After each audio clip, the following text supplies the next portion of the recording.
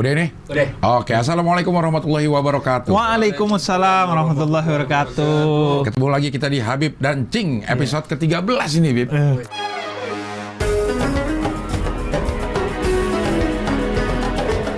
13, gak kerasa ya? Sial nggak kalau apa namanya angka 13? Enggak 13. Nggak ada, kita gak mengenal hari sial, angka sial, bulan sial, tahun sial, kita gak mengenal. Nggak ada.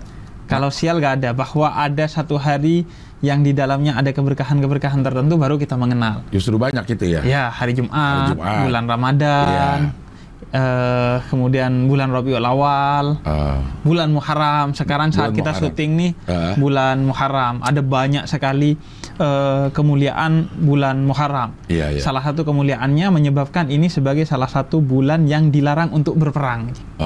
Termasuk berperang di medsos. Itu dilarang. Dan sunnah utamanya adalah baca suratul Ikhlas 1000 kali. Di sepanjang bulan Muharram. Oke, berarti satu hari kita baca 330. 33 lah. 33. Kan memang denemannya baca Al-Ikhlas. Nah, sekarang disuruh beneran nih. 33 kali. Terus puasa sunnah. Biasanya puasa di tanggal 9 Muharram. Kemudian membersihkan diri, motong kuku, cukur rambut, mandi sunnah dan lain sebagainya. Ada lebaran anak yatim juga kita nyebutnya. Tanggal 10 Muharram itu disebut sebagai lebaran anak yatim. Lebarannya anak yatim, sehingga disunnahkan untuk bersikap baik atau kalau bisa bersedekah ke anak yatim. Tapi bukan berarti kita sedekah sama anak yatim tanggal 10 Muharram doang. Enggak. Cuma itu simbolnya aja saat itu, hari itu gitu. Iya, hari itu. Karena di hari itu sebenarnya sejarahnya ada tragedi kematian besar-besaran keluarganya Nabi Muhammad di satu tempat namanya Karbala di Irak. Nah, banyak keluarga Nabi yang jadi yatim. Nah, yatim itu menjadi sangat mulia karena sangat identik dengan Nabi. Nabi orang yatim, anak yatim Nabi. Keluarga Nabi banyak yang yatim. Makanya Nabi bilang yatim dan Nabi itu letaknya seperti dua ruas jari, dekat dan bersambung di akhirat. Jadi bukan masuk surga aja, tapi masuk surga bersama Nabi Muhammad. Kemudian yang juga ini, Jing, di bulan Muharram ini adalah bulan hijrah. Karena Muharram ini pertanda hijrahnya Nabi. Satu Muharram ini ya. Nah, dan menariknya salah satu sunnahnya di bulan Muharram ini lebih bersemangat lagi dalam mencari nafkah. Itu salah satu sunnah di bulan Muharram. Mencari nafkah? Iya. Karena hijrah itu bukan hanya bersifat batin. Orang kan sekarang trennya hijrah batin. Dari maksiat ke amal. Nah, hijrah itu juga dari desa ke kota untuk mencari nafkah, itu hijrah. Dan itu berpahala di sisi Allah. Secara hijrah fisik juga berpahala juga ya? Iya, cari duit misalnya. Dari satu pekerjaan ke pekerjaan lain. Atau dari kota ke desa. Iya. Itu hijrah juga? Semua, pergerakan intinya. Oke, bergerak ya. Iya, intinya. Misalnya dari TV ke YouTube. Nah, hijrah. Dari YouTube ke TV lagi gitu. Ya, pilot-pilot dulu lah gitu ya. Nah, jadi intinya orang yang mencari sedekah, mencari kerja, itu berpahala di sisi Allah. Dan di bulan Muharram ini dinilai lebih. Makanya walaupun PPKM, ayo kita lebih semangat lagi bekerja. Ya. Tapi tetap dengan menjalankan protokol. Jadi memang bekerja itu atau bergerak itu memang diperintahkan oleh Islam ya. Iya, karena itu dalam Al-Quran Allah memberi rezeki kepada siapapun, bahkan hewan melata yang bergerak. Kuncinya itu bergerak. Bergerak ini yang kemudian diistilahkan sebagai ikhtiar, usaha. Kalau gak bergerak, Allah gak jamin rezeki nih. Main ciptain aja gak dikasih rezeki. Padahal bukan gak dikasih rezeki, tapi rezeki itu kan dijemput, bukan datang begitu saja. Nah, kuncinya adalah pada bergerak. Makanya orang-orang dulu itu selalu bilang, Tong, kalaupun gak ada kerjaan, pokoknya lu keluar deh. Habis sholat subuh lu keluar deh. Mau maghrib lu pulang deh. Karena memang kuncinya adalah bergerak. Ketika bergerak, itu berarti kita menduga Allah akan memberi rezeki. Dan ana inda dzanni abdi bi, aku tergantung pada pradugamu kepadaku. Nah, Allah jadi gak enak gerak-gerak. Wah, ini gak enak nih gerak-gerak. Yaudah kasih duit. Ya, kita juga nggak pernah tahu kita ketemu di mana sama orang yang kayaknya rezekinya bersentuhan sama kita gitu. Betul, min haitsu la yahtasib. Ya. Allah kadang memberi rezeki dari tempat yang tidak terduga-duga. Nah Aneh itu ngerintis jualan kebab, Cing. Dengan baik, dirintis dengan baik, itu gagal, Cing. Sampai sekarang jualan buku selama 8 tahun, padahal nggak pernah ngerintis. Iseng-iseng awalnya. Jadi itu dari tempat yang tidak terduga-duga. Ya, justru di jualan buku ini yang nemu. Padahal itu nggak sengaja. Jam 11 malam ada orang punya buku mau dijual, terus coba deh jualin di akunnya Habib karena waktu itu followernya banyak di Twitter. Ternyata laku dan akhirnya jadi kerjaan. Sedangkan di kebab nih yang udah disusun dengan rapi, planningnya begini-begini, gagal. Ya justru yang dinilai pergerakannya kita aja ya. Pergerakan hasil kita. Ya nanti terserah Allah gitu. Terserah Allah, dan Allah telah berjanji siapa yang bergerak akan Allah kasih hasil. Nggak ada sesuatu yang sia-sia. Bahkan orang kafir pun ketika melakukan pergerakan berupa amal soleh gak sia-sia, Allah balas kok. Cuman balasannya di dunia. Di dunia, bukan di akhirat. Apalagi kita yang muslim. Iya, jadi bergeraklah karena pergerakan itu tidak ada yang sia-sia ataupun si A si B. Wah. Si A dan si B. Si B. Iya. Dan di episode ke-13 ini kita sudah masuk nih. Tadi kalau sempat ngobrol-ngobrol sedikit, kita sudah mulai masuk ke surat yang jarang-jarang dibaca. Kalau di sholat-sholat. Ya? Kalau di sholat saya memang ini jarang. Saya jarang juga baca surat. Nggak tahu kenapa ya. Iya.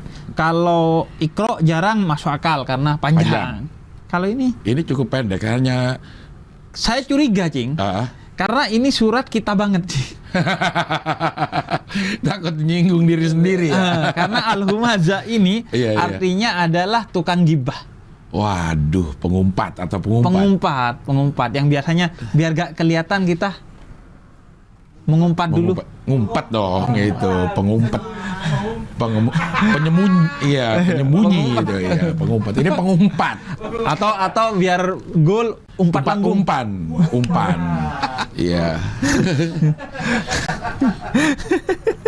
Al-Humazah pengumpat atau penggibah? Iya, penggibah. Iya. Iya, memang ya. Jangan-jangan kita malu membaca ini. Iya, dan dulu itu kalau mau ngumpat itu kan harus ngumpul dulu. Ngumpul dulu kan, ngumpul di mana, nongkrong dulu baru ngumpat. Kalau sekarang kan bisa ngumpat virtual. Iya, di mana aja. Iya, nanti itu dosanya juga dosa virtual. Dan nerakanya juga neraka virtual. Nanti kita jelasin neraka virtual itu apa. Dahsyat pokoknya. Iya. Ternyata ada neraka virtual juga. Iya. Oke, kita masuk ke ini surat ke 104. Kalau di sini namanya Al-Humazah atau pengumpat. Dan terdiri dari 9 ayat. Dan kalau dari segi turunnya ini surat ke-31. Ini surat Makkiyah, artinya masih turun di Mekah sebelum hijrahnya Nabi, dan memang karakter surat ini sangat Makkiyah, Cing. Karena berbicara tentang bagaimana mengelola hati yang outputnya nanti di lisan. Iya. Jangan mengumpat. Dan sebenarnya mengumpat itu ada yang bersifat hati, ada gibah hati. Walaupun nggak keluar. Ada gibah hati menurut tradisi Sufi. Tergibah hati itu ketika ngelihat orang, kok dia begini ya. Iya. Nah itu kalau pertama seperti ngelihat sesuatu yang haram untuk dilihat. Untuk pertama itu nggak dosa. Iya. Tapi kalau dilanjutin itu menjadi berdosa. Wah, itu kalau kita scroll IG orang sih, sengaja scroll untuk ngomentarin dalam hati, udah pasti dosanya. Kalau sengaja iya. Iya, kita udah scroll pasti sengaja di kita ini lihat lama-lama. Iya. Karena itu bisa jadi penyakit hati juga. Selain penyakit lidah, penyakit omongan. Iya. Itu berdosa atau sekedar penyakit hati? Maksudnya kalau kita menggibah secara lisan kan, itu memang berdosa gitu. Iya. Nah kalau kita di dalam hati, apakah itu cuma jadi penyakit hati atau memang ada ganjaran dosanya? Kalau itu dilanjutkan itu dosa, Cing. Kita nggak usah ngomongin orang sama orang aja pun bisa berdosa. Bisa berdosa. Iya lah. Jadi semakin maju zaman semakin variatif dosa. Iya, sebenarnya iya. Kayak gibah ini dulu kan nggak ada gibah tanpa nongkrong. Iya. Sekarang ada gibah tanpa nongkrong, gibah di media sosial. Di media sosial. Gitu. Fasilitas. Atau dulu ngelihat aurat orang kan kudu ke sungai. Iya. Ngintip. Ngintip. Iya. Sekarang kan dari HP juga bisa. Kamu dulu sering, Habib. Nah itu. Kita bahas ini kan berdasarkan pengalaman. Kalau gue referensinya laut. Kok laut, Cing? Karena orang bikini. Oh, kalau kita mah di sungai, orang mandi. Oh, orang mandi ya, iya. Orang mandi dulu dari atas jembatan biasanya. Iya, ngeliatin dari jauh. Makanya sekarang masih tersisa tuh orang pacaran di jembatan mungkin karena sisa-sisa peradaban dulu.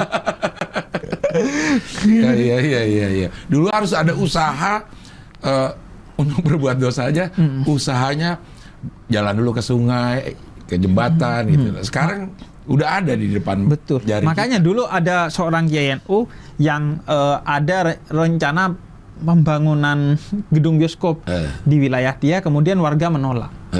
Kemudian akhirnya datang ke Kiai ini untuk ikut penolakan. Kiai ini nggak mau, Cing. Karena kata dia kita harus punya kedaulatan dalam iman. Sekarang kamu nentang bioskop, suatu hari bioskop itu akan masuk ke rumahmu. Dan ternyata benar. Udah terjadi. Udah TV ya. Selanjutnya bioskop itu bahkan di tangan kita sekarang kita kan. Sendiri. Jadi utamanya adalah bukan tentang bagaimana sesuatu di luar kamu. Karena selamanya di luar kamu itu ada setan, ada iblis yang akan terus membisiki kamu walaupun tidak bersifat nyata. Ya. Tapi utamanya kedaulatan kamu dalam beriman. Iya. Sekarang udah ada di sini. Dulu mau nonton bokep misalnya, harus di TV, jaga-jaga, lu jagain orang tua gue ntar datang jam segini. Sekarang mah udah tinggal masuk kamar, udah bisa lihat. Iya. Dulu kan kalau kita ketahuan maksiat dimasukin ke kamar. Iya. Sekarang justru maksiatnya di kamar kita. Aduh kacau dah. Iya. Oke, kita masuk ke ayat yang pertama ya. Sebelum masuk ayat kita ini dulu, Cing. Apa asbabun nuzulnya? Oh, ini ada asbabun nuzulnya, ya. Pertama surat ini nama lainnya adalah Al-Hutamah. Al-Hutamah itu nanti kita bahas tentang neraka. Satu jenis neraka. Ya. Nah, seperti biasa juga wailul likulli humazah itu nama surat ini karena ayat pertamanya itu. Dan ayat ini sebenarnya merespon umpatan, makian orang-orang kafir dan musyrik di Mekah kepada Nabi dan umat Islam pada saat itu. Nabi itu kan nggak kurang-kurang ya, umpatan kepada Nabi. Tukang sihir, gila, mandul, gila. Bahkan dilempar kotoran dan lain sebagainya. Nah, surat ini merespon orang-orang yang mengumpat itu untuk memberitahu bahwa itu adalah tindakan yang sangat serius. Mungkin di masa itu menganggap biasa aja ya, bukan sesuatu yang serius, toh cuma dikata-katain. Bahkan sampai sekarang kan bullying itu masih dianggap ada yang mewajarkan atau kalaupun menganggap itu masalah, bukan masalah serius kan. Nah, ayat ini menjelaskan tentang betapa seriusnya bullying. Ya. Dan seriusnya itu bukan hanya di akhirat tapi di dunia. Nanti kita akan bahas. Oke, kita masuk ke ayat pertama. Wailul likulli humazatil humazah. Iya. Di sini artinya celakalah bagi setiap pengumpat dan pencela. Oke. Nah, kalau di surat Al-Asr kita sudah bahas ada 4 hal yang menyebabkan kita tidak akan rugi di dunia dan di akhirat kan.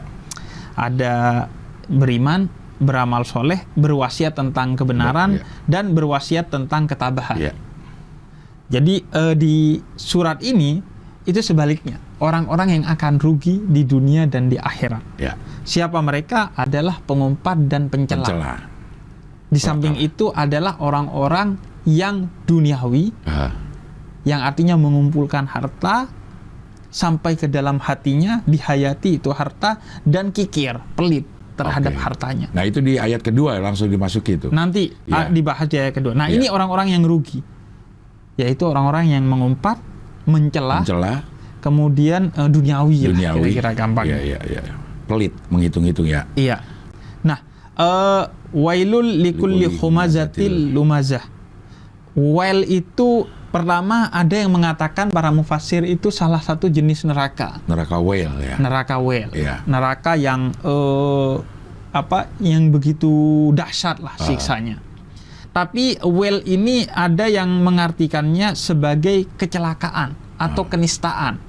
Ya, ya. Jadi kerendahan. Ya.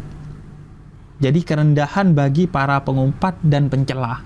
Nah, ini sekaligus untuk menjelaskan dua aspek keburukan bagi pengumpat dan pencela, yaitu dia akan menghuni neraka whale, dan di dunia sebenarnya dia yang tercela dan nista dengan mengumpat dan mencela itu sendiri. Iya, iya. Jadi dua konsekuensi sudah ada di sini. Ada di sini. Dunia dan akhirat. Benar. Dengan celakalah kalau di akhirat, dengan whale artinya neraka. Di dunia whale itu celaka atau rendah. Iya. Ya. Kemudian likulli humazatin. Humazah ini, artinya sebenarnya mendorong. Humazah ini mendorong. Mendorong di sini maksudnya mendorong dengan lidah. Humazah ini maka berarti seseorang yang mendorong orang lain kepada citra yang buruk dengan lidahnya. Iya. Berarti dia pengumpat dan pencela. Pengumpat. Ya. Enggak, pengumpat. Ini kita masih bicara pengumpat. Pengumpat itu kan orang yang menjatuhkan harkat dan martabat seseorang, artinya dia mendorong ke jurang dengan lidahnya. Dengan lidahnya. Artinya ini bahaya banget karena bahkan tidak secara fisik. Ya. Orang kalau mendorong ke lubang kemudian jatuh dan luka fisik, yaitu dosa, tapi bisa diobati. Ya. Tapi kalau hati didorong citranya orang hingga jatuh, dan itu berarti dosa yang sangat besar karena sulit kan mengadvokasi agar orang kembali citranya. Iya. Dan lebih kejam juga kalau dorong dalam arti fisik, kita harus ketemu sama orangnya untuk didorong. Betul. Ini orangnya di mana kayak kita bisa melakukannya. Dan bahkan kepada orang yang tidak kita kenal. Wah, itu banyak banget dong sekarang. Iya. Kita itu ngomongin keburukannya orang lain aja gak boleh, apalagi keburukan yang kita tidak tahu karena kita gak kenal. Terus kalau gak kenal, akhirnya sulit minta maaf. Allah tidak akan memaafkan dosa seseorang kepada orang lain yang orang lain itu belum memaafkannya. Nah, misalnya kita nih nonton infotainment, kemudian gibahin si artisnya, seumur-umur gak ketemu si artis itu dengan si penggibah ini. Terus gimana cara minta maafnya? Padahal kalau mau bersih harus minta maaf. Jadi ini bahayanya kemudian gibah, umpatan. Dan yang lebih bahaya karena ada pewajaran terhadap gibah.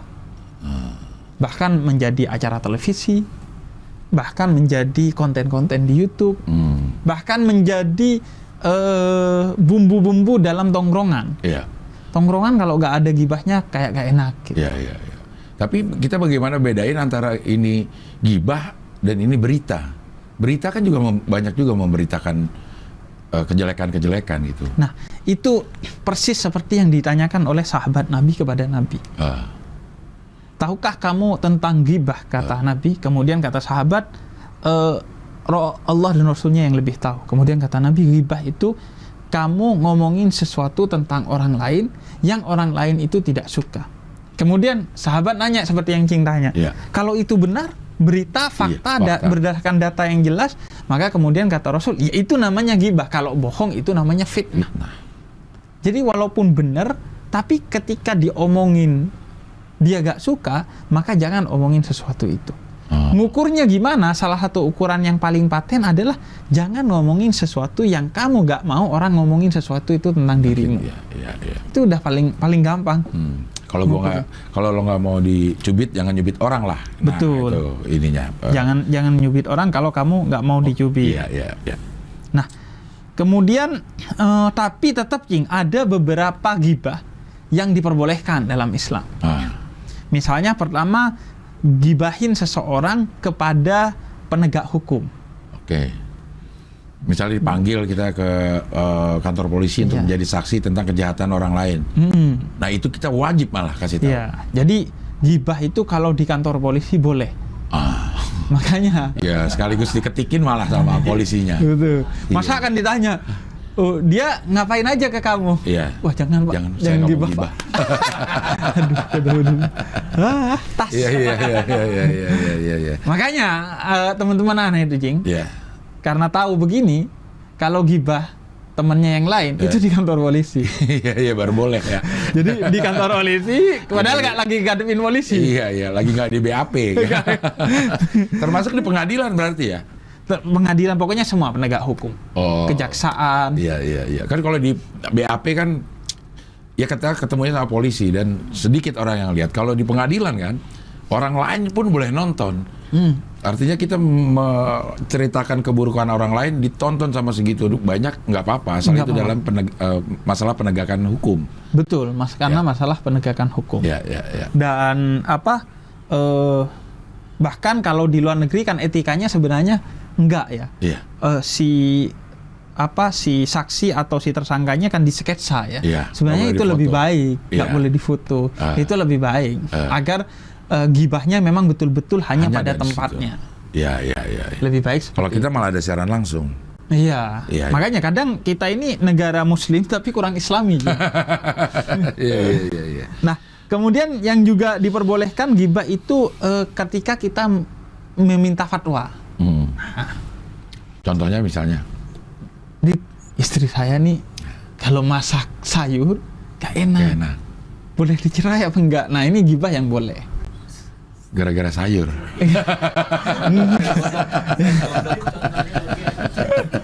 Enggak, intinya kalau mau Misalnya. minta fatwa. Ya, itu bisa. Intinya, Iya, kan nggak mungkin.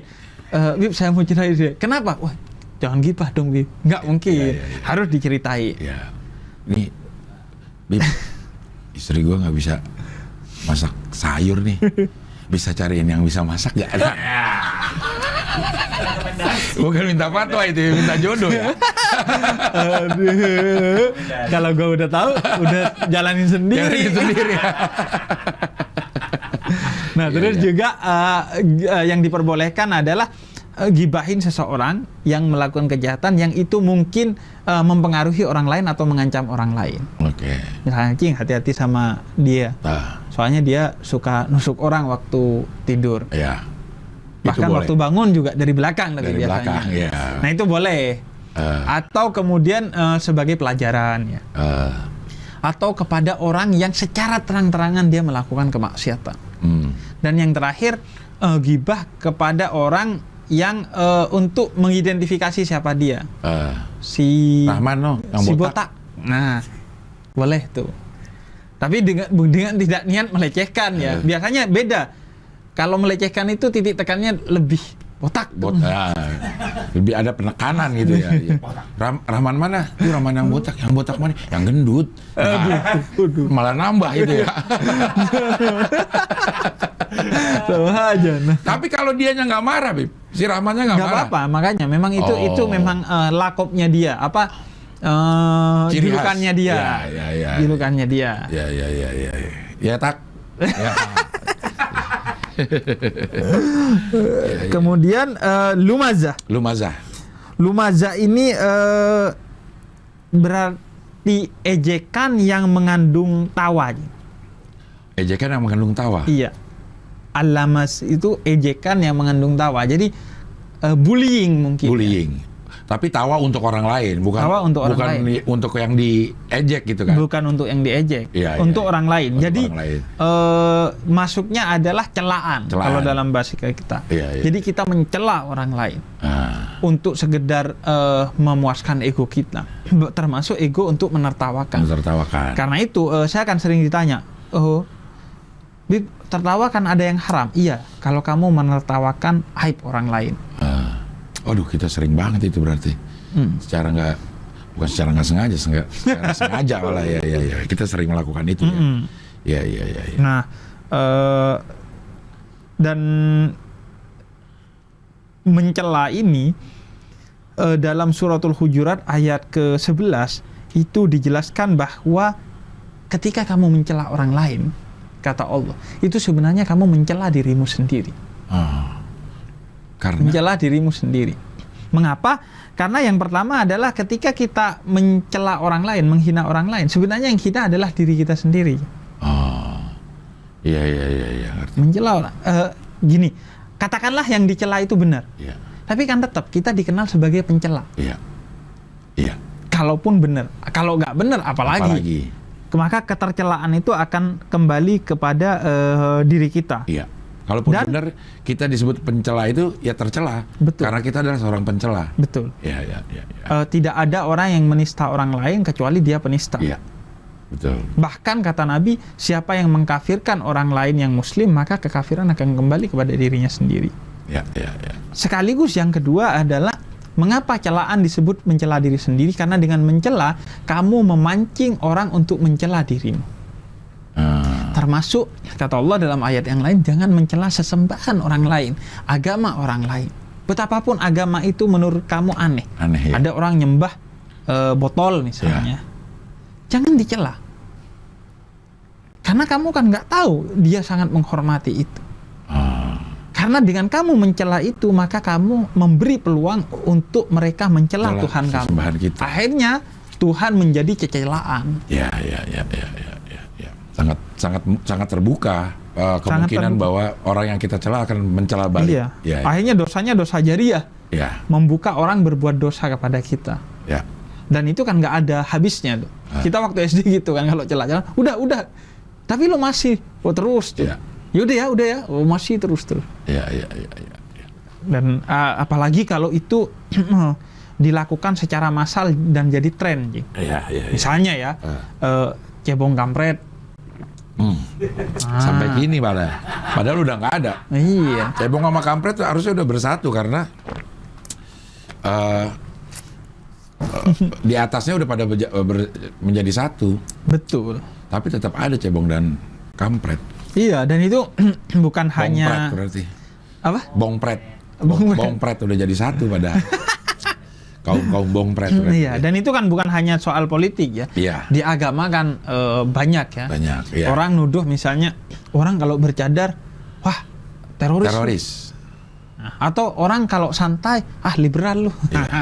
Iya. Itu juga kalau apalagi bergerombol ngucapinnya. Iya. Dosa kok bergerombol ya. Kayak Hena mereka. Hena kan gitu, beraninya bergerombol. Ya. Hena bukan henna buat rambut dong. Aduh, henna binatang dong. Henna buat rambut ya. Nah, ayat kedua, Jing. Ya. Wa likulli humazatil lumazah allazi jama'a mala wa dadah.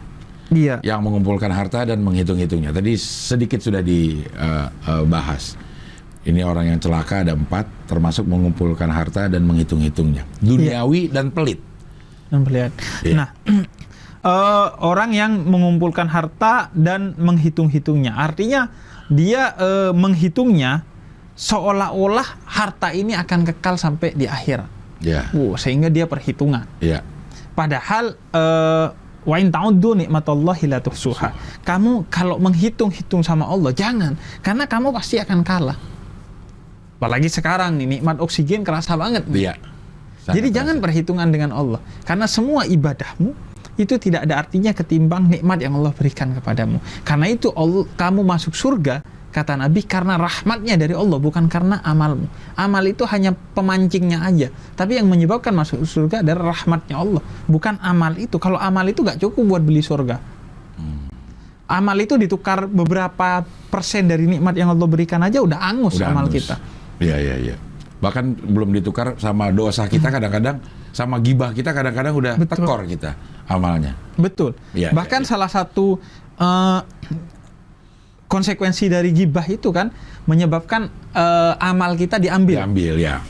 Jadi kalau saya gibahin Jing Abdel, maka amal saya diambil Jing Abdel. Ya. Kalau sampai habis, dosanya Jing Abdel dikasih ke saya. Jadi buat nombokin Jing Abdel aja kadang amal kita gak cukup. Apalagi buat sorga gitu. Iya. Sehingga harus dosanya Jing Abdel ke saya gitu. Iya.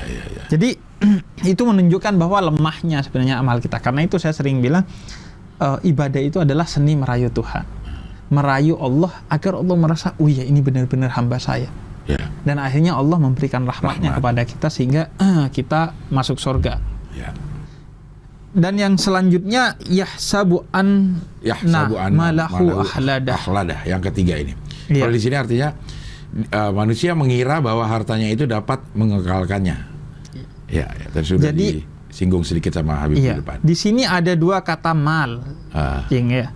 Yahsabu malahu akhladah. Ya. Nah, mal di sini yang pertama, mal itu artinya kecondongan atau kecenderungan pada hal-hal yang sifatnya menyenangkan kepada kita.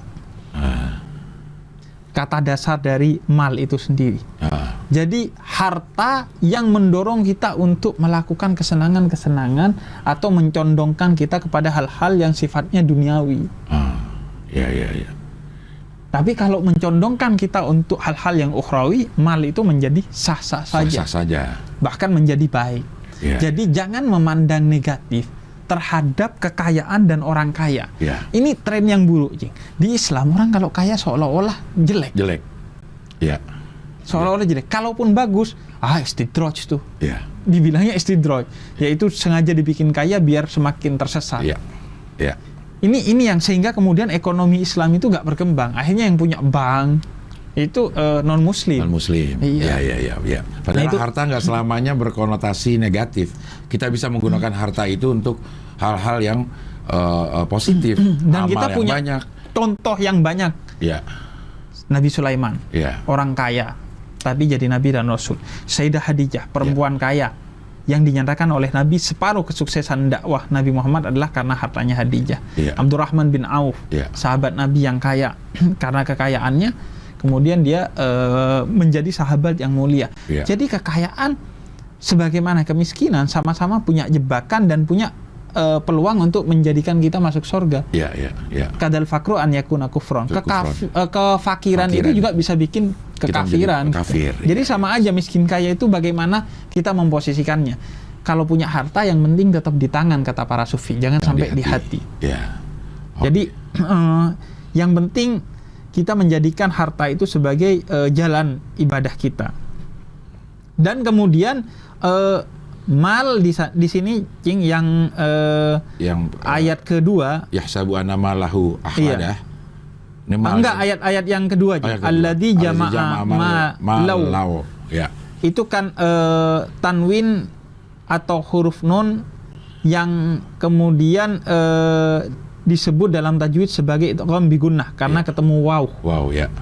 Nah, menurut para mufassir itu maknanya adalah harta yang banyak atau sedikit. Nah, kena kan? Kena.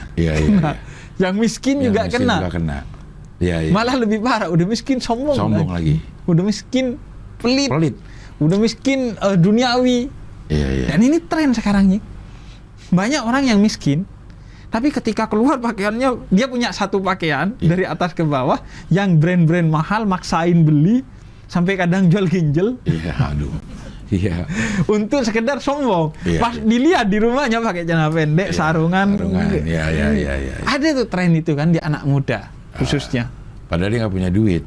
Maka di sini Allah dengan cermat tahu bahwa akan ada tren seperti itu, sehingga kata Allah, harta itu baik banyak atau sedikit, kalau itu duniawi maka akan membuatmu celaka ke neraka wel.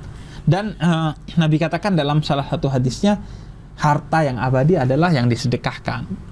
Jadi harta yang kamu makan itu akan jadi kotoran, yang nggak kamu makan akan jadi warisan. Maka harta yang abadi adalah yang kamu sedekahkan. Saya kadang ditanya, Bib, nabung itu bagusnya di bank konvensional apa di bank syariah? Bagusnya nabung itu di kotak amal. Karena itu kekal adanya. Langsung udah dicatat di akhirat. Kalau selama masih ada di bank, belum tentu kita pakai untuk hal yang bagus. Betul. Tapi bukan berarti kita nggak boleh nabung di bank konvensional atau boleh karena kita hidup juga butuh uang, harus realistis ya. Uang bukan segalanya, tapi segala-gala pakai uang. Termasuk masuk ke kotak amal juga butuh uang. Nah, itu juga makanya visi ekonomi umat Islam itu harus punya. Umat Islam ini biasanya lemah di dua titik, ekonomi dan sains teknologi. lemah nih di ekonomi, lemah kita jadi masyarakat yang selalu mendapatkan donasi, yang selalu dikasihani, yang terdiskriminasi secara ekonomi. Begitu juga di teknologi. Tapi kan kita pernah punya tokoh-tokoh Ibnu Sina misalnya, Al-Jabar misalnya. Kita pernah ada di satu titik, kita juga jadi panutan sains gitu. Nah, betul. Kenapa jadi akhirnya terkikis itu, Bib? Iya, yaitu reduksi agama seolah-olah pada aspek ritual saja. Itu kan tren yang sekarang ada nih. Misalnya yang dibilang ulama cuman yang ngerti ilmu agama. Yang ahli ekonomi kalau dia Islam ya dia ulama. Berilmu. Iya. Yang ahli epidemiolog, ahli soal epidemi, itu juga ulama. Bayangkan bahkan sekarang ulama yang paling mulia itu adalah tenaga kesehatan, ulama di bidang pandemi. Iya. Jadi karena Allah ketika menyuruh kita menuntut ilmu, begitu juga Rasul nggak menyebut itu ilmu agama. Misalnya thalabul ilm faridatun. Menuntut ilmu, nggak ada ilmu din, nggak ilmu agama, nggak. Begitu juga yarfa'illahu alladhina amanu minkum walladhina utul ilma darajat. Penuntut ilmu, nggak ada ilmu agama atau ilmu umum, nggak. Walaupun Imam Ghazali memang bilang minimal kamu harus wajib mengetahui ilmu agama yang terkait dengan dirimu. Mau haji harus punya ilmu haji. Mau zakat, mau sholat harus punya ilmunya. Tapi bukan berarti nggak belajar ilmu lain, harus, karena dengan ilmu itu kita bisa melakukan banyak kebaikan. Dan kita pernah ada di masa jadi panutan baik secara sains maupun secara ekonomi. Iya. Kita tidak berada di masa itu, mungkin kalau mau dihitung dari abad ke-16 saja, ketika masa pencerahan itu ada di Eropa. Itu pun masih Nobel Fisika itu ada yang mendapatkan seorang Muslim. Nobel Science. Kalau mau makmur kan ada kisah juga yang di mana satu desa nggak ada orang yang berhak menerima zakat, akhirnya harus cari ke tempat lain karena udah sebegitu semua sejahtera. Artinya memang boleh-boleh aja sejahtera, nggak kaya itu bukan suatu hal yang mendekatkan kenistaan. Gimana kita bawanya aja? Gimana kita bawanya? Bahkan ya sama sih, kaya miskin tuh nggak ada hukumnya. Tergantung bagaimana kita memposisikan. Gampangnya gini, yang penting kalau kaya bersyukur, kalau miskin bersabar. Itu udah dua kunci hidup paling sederhana lah. Nah, kemudian masuk yang keempat, kala layum bazana. Enggak, yang ketiga nih. Yahsabu anna ma lahu akhlada. Iya. Nah, ad-dada itu juga berarti menganeka ragamkan. Bukan hanya menghitung, menganeka ragamkan. Jadi dengan kekayaan dia beli segala sesuatu untuk kepentingan dibanggakan kepada orang lain. Nah, ini juga tren. Kan? Beli, trennya beli ini. Ya udah beli ini untuk kita banggakan. Misalnya, trennya sekarang sepatu ini. Akhirnya dia beli sepatu itu padahal dia nggak butuh. Tapi hanya untuk membanggakan diri. Trennya beli sepeda, padahal dipakai 2-3 kali doang. Dan harganya cukup mahal. Dan dia bangun pagi untuk bersepeda bisa, tapi bangun pagi untuk sholat subuh nggak bisa. Jadi itu juga maksud. Dan kemudian khalada di ayat keberapa tuh khalada? Di ayat ketiga, akhlada itu terambil kata dari al-khul. Khalada itu artinya kekal. Dan itu fiilnya, fiil masa lampau, fiil madi. Tapi maksudnya fiil mudhari, maksudnya sampai masa depan. Itu menunjukkan betapa kekalnya. Dari dulu sampai nanti. Dia akan kekal hartanya, seolah-olah dia menganggap ini harta akan kekal, yang kaya di dunia akan kaya juga di akhirat. Nah, maka itu kritikan juga. Selanjutnya ayat keempat, kala layum bazana fil hutomah. Sekali-sekali tidak kalah pasti dia akan dilemparkan ke dalam neraka hutomah. Betul. Ini langsung oleh Allah di portal. Enggak, tidak seperti yang kamu bayangkan. Tidak seperti yang kamu pikirkan, bahwa yang kaya akan beruntung terus selama di dunia atau di akhirat. Bahkan di dunia loh. Di dunia belum tentu yang kaya itu beruntung. Berapa banyak orang yang kaya tapi gak bahagia hidupnya, yang miskin tapi gak bahagia juga gitu. Iya. Kaya belum tentu bahagia, apalagi miskin. Gitu. Iya. Nah, kala layun badana fil hutamah. La-nya di sana itu secara bahasa menunjukkan penguatan. Iya. Jadi nabadha itu ketika digandengkan dengan lam itu menunjukkan benar-benar pasti akan dilemparkan. Jadi ini Allah betul-betul mortal nih, jebret. Pasti kamu akan dilemparkan ke hutamah. Hutamah itu salah satu jenis neraka. Iya.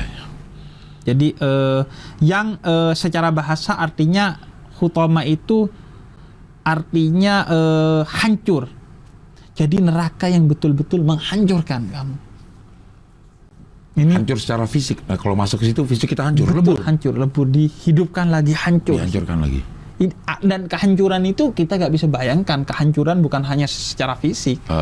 Ini untuk menunjukkan betapa dahsyatnya dosa ghibah dan dosa mencela orang lain. Ghibah itu di belakangnya, mencela itu di depannya. Jadi depan belakang kena. Iya. Hutamah. Jadi neraka yang betul-betul menghancurkan kita. Iya. Kemudian selanjutnya wama atrokamal hutamah. Tahukah kamu apakah hutamah itu, neraka hutamah itu? Iya. Nah, ini untuk menunjukkan bahwa dahsyatnya neraka hutamah ini. Jadi Allah bertanya kembali, wama atrokamal hutamah. Tahukah kamu apa itu hutamah? Jadi maksudnya kamu nggak tahu, nggak akan bisa membayangkan kedahsyatan neraka hutamah yang sangat menghancurkan ini. Wama atrokamal hutamah. Jadi itu menunjukkan yang kamu tahu bahwa menghancurkan berarti seperti ini. Itu di atasnya itu. Wama atrokamal hutamah. Kamu sudah membayangkan dengan begitu mengerikan, Allah bilang di atasnya itu lagi. Iya. Di luar jangkauan akal kamu. Pikiran kita. Ya. Tahukah kamu apakah neraka hutamah? Langsung lanjut ke 6. Iya. Narullahil muqaddah. Narullah ini kenapa disebutnya narullah, api Allah? Ya. Itu untuk menunjukkan dahsyatnya api di neraka hutamah itu. Api yang sangat dahsyat, makanya dinisbatkan kepada Allah, apinya Allah. Ya. Dan naik sampai ke hati itu juga menunjukkan bagaimana dahsyatnya api ini, sehingga dia bisa membakar sampai ke hati manusia. Artinya dia bisa menghancurkan bukan hanya fisik manusia tapi hati. Ya. Itu ada di ayat ke-7. Allati tatali'u alal afidah. Yang membakar sampai ke hati. Iya. Akan membakar sampai ke hati. Iya. Jadi bayangkan orang kan lebih sakit hati daripada sakit fisik. Benar. Ya. Meskipun kadang kalau dibanding sakit gigi mending sakit hati. Ya. Cenut-cenut juga sampai hati kita jadi sakit juga gara-gara sakit gigi. Nah, jadi sakit hati ini para jomblo biasanya bisa menghayati neraka hutamah ini karena apinya sampai ke hati. Iya, apalagi ngelihat mantan. Apalagi ngelihat gebetannya jalan sama mantan kita. Wah, gebetan jalan sama apalagi mantan. Belum jadi mantan udah ngelihat dia jalan sama yang lain. Iya. Apalagi jalannya sama orang yang kita curhatin. Aduh, itu lebih panas lagi itu. Apalagi setelah itu dia mutusin kita dan jadian sama yang dicurhatin. Iya. Habis. Membakar sampai ke hati. Artinya bukan cuma secara fisik, tapi hatinya pun berasa. Bukan pedih secara fisik, tapi pedih secara hati. Dan ini untuk menunjukkan bahwa Ghibah itu adalah bentuk penyakit hati, sehingga yang dibakar adalah hatinya. Jangan kamu mengira, oh ini cuma sekedar ngomong kok. Nggak ada. Ghibah itu pasti dari hati. Dia sumbernya adalah penyakit hati. Karena itu yang dibakar sampai ke dalam hatinya. Ya. Karena itu dosanya hati. Ala tatila alal afidah. Ke-8, innaha alaihim muqsadah. Artinya sesungguhnya api itu di atas mereka ditutup rapat-rapat. Ini lagi-lagi untuk menunjukkan bayangan, udah dibakar sampai ke hati dan nggak bisa kabur. Iya. Dan sangat tertutup gitu, kayak sehingga oven panas. gitu ya. Oven tuh di atas, di bawah ada api, kita di tengahnya itu. Nah, di ayat selanjutnya langsung lunak tulang-tulang kita juga itu. Di presto kita. Di presto. Ini neraka presto. Iya, gitu bunyinya tuh. Dan itu kita di dalamnya. Di dalamnya kita. Gara-gara ghibah. Iya. Dan dilanjutkan tuh, Jing, belum kelar. Iya. Fi amadin mumaddadah. Pada tiang-tiang sangat panjang. Artinya atas bawah dan dikelilingi tiang yang menutup, yang di dalam tiang itu ada api juga. Lagi. Mau kemana kita itu? Kalau dibayangin ya, walaupun mungkin ini tidak sesuai dengan bayangan kita karena kita nggak bisa ngebayangin bentuknya seperti apa. Jadi ada satu ruangan, kiri kanannya itu api semua, kita ada di tengah. Dan atas bawah, kiri kanan, setiap sisi ada, kita ada di tengahnya. Dan bisa masuk sampai ke dalam hati kita. Makanya para mufassir biasanya singkat ketika berbicara tentang ini. Karena intinya ini hanya mau menggambarkan berapa dahsyatnya neraka yang Allah siapkan bagi orang-orang yang mencela dan menggibah orang lain. Makanya kita jarang. Ini dua dosa virtual kita, Cing. Ya, menyinggung diri sendiri gitu loh. Iya. Dosa virtual kita setiap hari. Iya. Mencela, bayangin kita tuh di kolom komentar. Iya. Dan jangan kira kalau pakai akun anonim Allah nggak tahu. Iya. Intelijen aja tahu IP Anda, apalagi Allah. Iya. Jadi mencela segala sesuatu dari orang yang kenal pun kita enggak. Yang kalaupun benar-benar itu ada pada diri orang itu, kita tetap masuknya ghibah. Kadang bilang, oh enggak, tapi faktanya begitu, saya cerita fakta. Tetap itu gibah. Justru karena cerita fakta ghibah. Kalau cerita bukan fakta namanya fitnah. Hoax. Iya. Dan itu udah bisa masukin ke dalam panggangan loh. Oven. Presto. Neraka presto. Karena dosa virtual.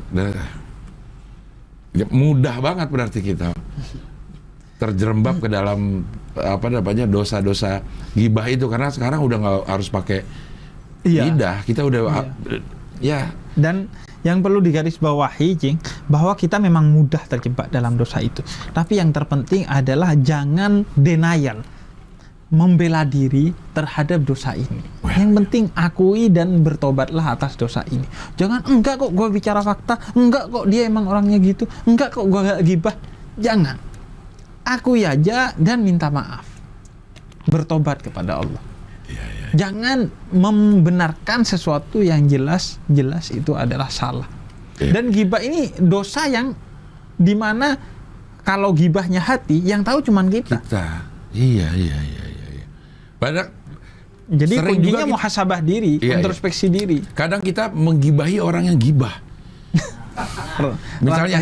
Misalnya ada orang yang karena gibahnya dia dipaksa minta maaf oleh orang yang digibahi. Kita posting permintaan maaf itu, permintaan maaf itunya aja digibahin sama orang. Dan hati-hati sama orang yang kalau sebelum ngomong udah ngomong bukannya gua mau gibah. Iya. Gue sih bukan mau ngomongin orang ya. Tapi ini bener loh. Itu lebih dahsyat lagi tuh, berarti nutupi. Iya, itu udah ancang-ancang membenarkan, membenarkan apa yang jelas-jelas salah. Iya. Dan makanya di para mufassir sebagian menyebutnya itu kemusyrikan. Karena itu kan artinya menolak apa yang sudah ditetapkan oleh Allah. Ghibah sebagai dosa, tapi kamu menolak. Kamu berusaha membenarkan itu. Cari justifikasi untuk ghibah. Karena ngomongin orang itu memang itu kemusyrikan. Ada keasikan tersendiri mungkin yang dirasakan. Pasti. Makanya itu menjadi candu. Iya. Kenapa? Karena dengan ngomongin orang lain, kita akhirnya seolah-olah sempurna. Iya. Seolah-olah kita baik dan kita dibuat lupa atas dosa kita. Iya. Kita seolah-olah akhirnya menguatkan kita bahwa bukan kita yang jelek sendiri. Masih ada orang juga yang lebih jelek. Betul. Untung gua cuman ngerokok, tuh mabok. Untung gua mabok, tuh narkoba. Iya. Untung narkoba tuh merkosa orang. Untung merkosa orang tuh bunuh orang. Terus aja gak ada kelarnya. Iya. Nah, jangan membanding-bandingkan dosa. Iya. Dosa yang serius adalah dosa yang diremehkan sehingga kemudian diulang-ulang. Karena itu nasihat para ulama itu simpel tapi susah, yaitu sibukkan dirimu dengan keburukanmu, bukan keburukan orang lain, dan sibukkan dirimu melihat kebaikan orang lain, bukan kebaikan diri sendiri. Melihat kebaikan diri sendiri menyebabkan sombong, melihat keburukan orang lain menyebabkan memandang rendah orang lain. Iya. Celah termasuk yang ada di sini, mencela. Iya, mencela. Iya. Jadi mencela dan menggibah. Iya. Di depan ataupun di belakang sama-sama kena. Dan itu sama-sama dosa harian kita. Iya. Menggibah dan mencela. Bangun tidur sampai mau tidur, kadang-kadang kita melakukan itu dalam hati. Membaca atau ngelihat postingan-postingan atau orang. Melakukannya secara nyata tapi akunnya anonim. Anonim, ya. Tetap kelihatan kok. Tetap tercatat gitu. Iya, tercatat di sisi Allah gitu. Allah Maha mengetahui. Iya. Jadi memang harusnya kita sering-sering baca ini. Kalau kita nggak tahu artinya, tafsirnya seperti ini sekedar hafalan. Jadi surat ini sekedar hafalan yang di-store pada saat kita SD misalnya gitu. Padahal maknanya ini kalau diajarin dari sejak dini, mungkin itu bisa menjadi pencegahan kita. Iya, peringatan bagi kita untuk kemudian jauh dari dosa ini. Iya. Karena di ayat yang lain kan ghibah itu disebut seperti memakan daging saudaranya sendiri. Iya. Coba aja bayangin. Sumanto. Iya. Jadi Sumanto kalau lagi di penjara, lapar nih, semuanya bener. Terus dia ngelirik kaki kayaknya. Di Presto. Iya. Oke Bib, terima kasih. Sudah kita bahas tentang surat Al-Humazah, surat ke-104 sampai ke 114 sudah kita bahas semua ya, Mat. Dari 104 ke 114 karena kita sudah 13 episode. Nanti di pertemuan yang berikutnya mungkin surat yang lebih jarang lagi kita baca di di salah suratnya sering jarang kita baca, tapi dosanya di dalam surat itu sering yang dibahas lakukan. Sering kita lakukan. Atau nanti pada saat kita sudah masuk ke surat-surat panjang, kita akan pilih beberapa ayat yang familiar yang sering dibawakan. Oke, baik, terima kasih Bib. Sehat terus, mudah-mudahan berkah terus. Amin. Dan kita bisa ketemu lagi di Habib Dancing episode berikutnya. Wassalamualaikum warahmatullahi wabarakatuh. Waalaikumsalam warahmatullahi wabarakatuh.